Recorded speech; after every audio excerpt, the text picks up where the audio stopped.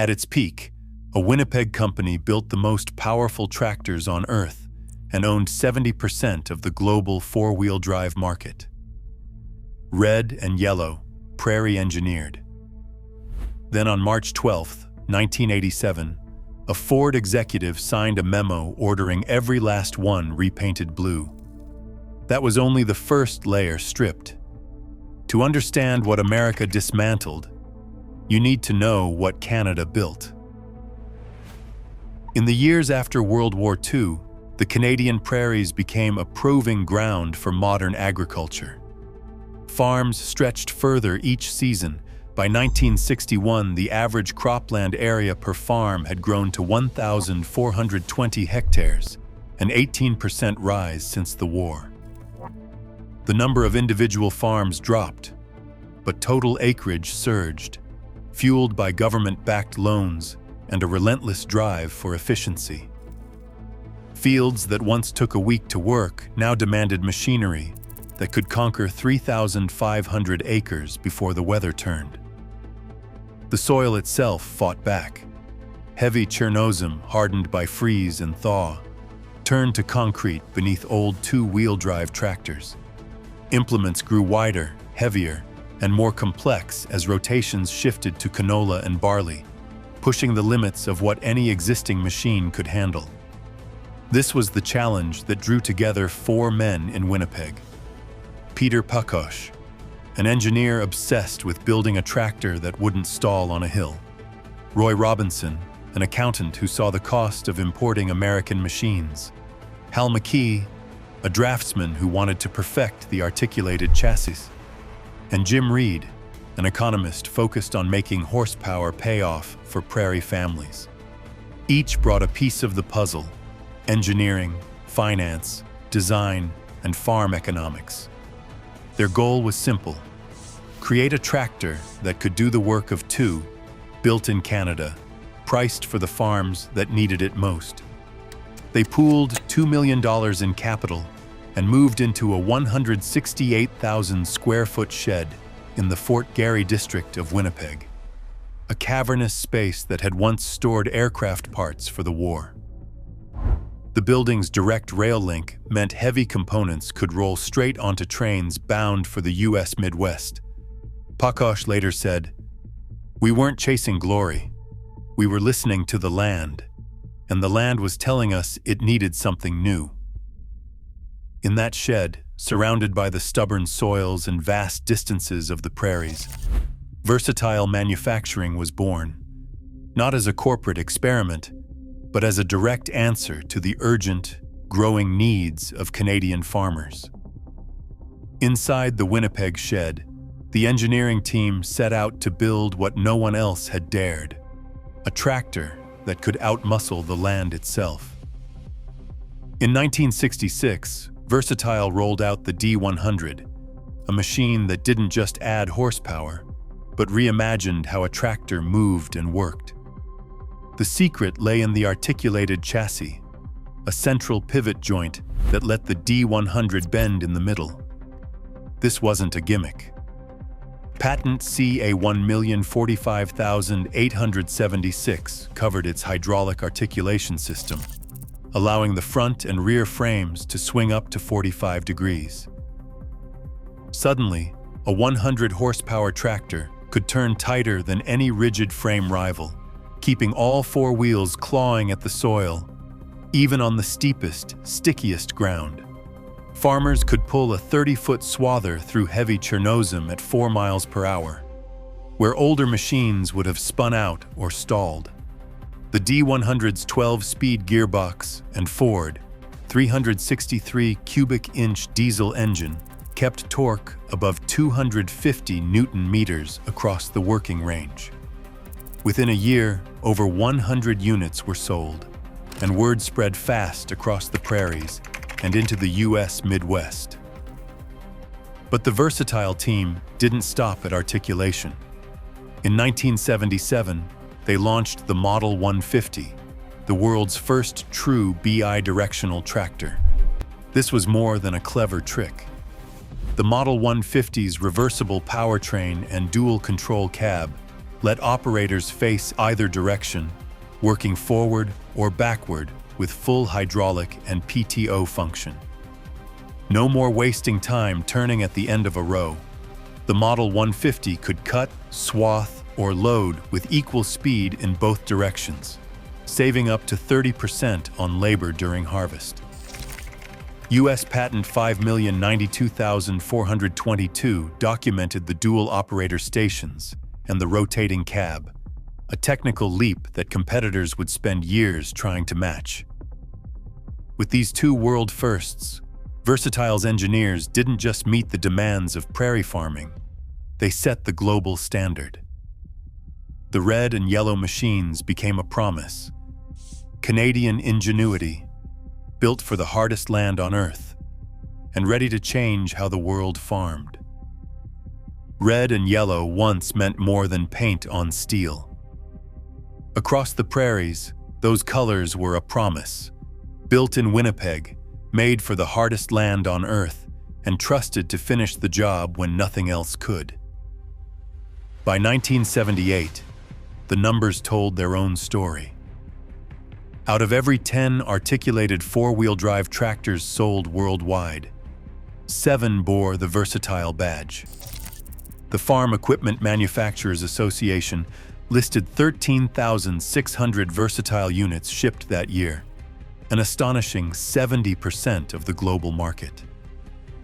Dealers stretched from Alberta to Iowa to the wheat belts of Australia, 120 strong, each one a lifeline for farmers who needed parts, advice, or just a handshake at the counter.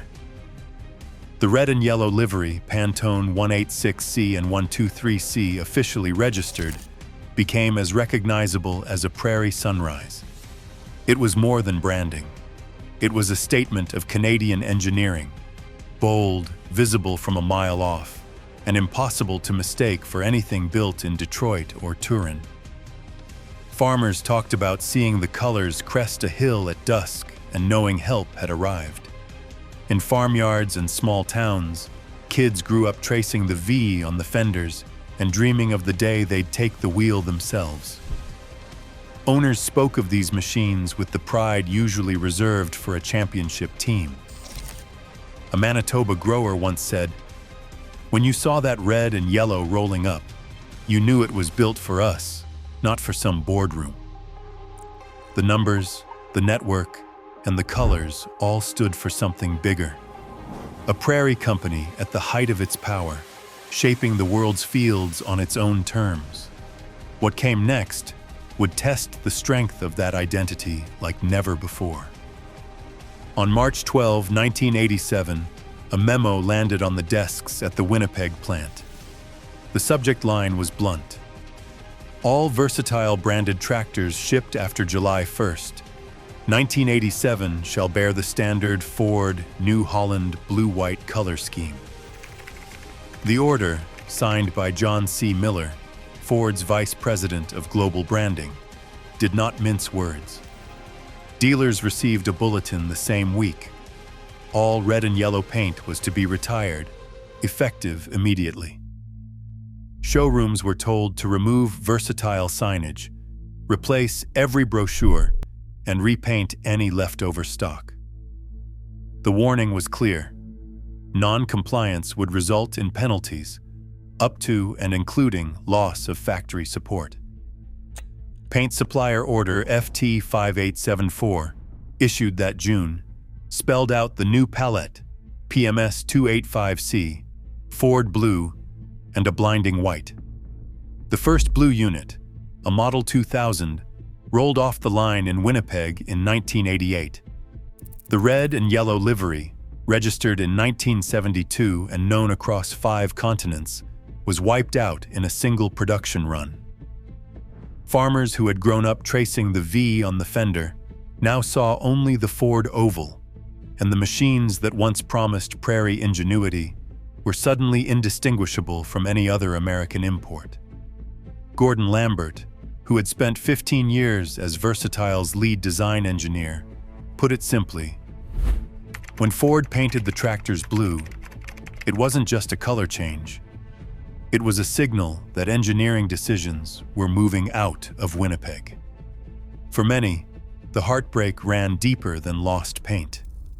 Prairie pride, built over decades, was demoted to a footnote in a corporate branding playbook. The machines kept running, but the soul that built them was painted over, and a chapter of Canadian industrial achievement was erased in blue. By 1999, Versatile's fate rested in the hands of Fiat and its global agribusiness conglomerate, CNH. Decision-making shifted yet again, this time across an ocean to Turin and then to Brescia, Italy. The badge that once stood bold on Prairie fenders now shrank to a token emblem, tucked beside the New Holland logo. The Winnipeg engineering team, once 450 strong, was cut to just 150 as research and development moved to Europe. Key components, such as engines, transmissions, and electrical systems, began arriving from Italian and Belgian suppliers, designed for the fields of Lombardy, not the black earth of Manitoba. Product codes changed, the Versatile name faded from brochures, and the machines themselves became less distinct, less a product of the Prairie, more a line item in a multinational portfolio. With each decision made further from Winnipeg, the link between machine and land grew weaker, and the story of local invention slipped further from view. Buehler Industries stepped in at the turn of the millennium, buying what was left of Versatile from CNH. The promise of renewed Canadian control faded quickly. In 2000, the first Buehler-built tractors left the Winnipeg plant painted an anonymous gray-green, stripped of the red and yellow that once stood for Prairie grit. The machines carried the Versatile name, but the connection to their birthplace grew weaker with every decision made from offices in Saskatoon instead of Winnipeg. By 2007, a Russian consortium acquired a controlling stake. Production planning and engineering oversight shifted again, this time nearly 8,000 kilometers east to Vladimir, Russia. The last Canadian-built Versatile unit rolled off the line in 2011. What remained was a shell of a brand. The name persisted, but the machines were built to distant specifications, managed by foreign owners, and painted in colors with no memory of the land that made them necessary. Distance and indifference had finished what blue paint began. Today, red and yellow Versatiles still work Prairie fields, silent proof that invention can outlast ownership. But each season, their faded colors remind us, when local brilliance is sold off, identity is the first casualty. The machines endure. The legacy stripped. What's lost isn't just paint. It's a nation's claim to its own power.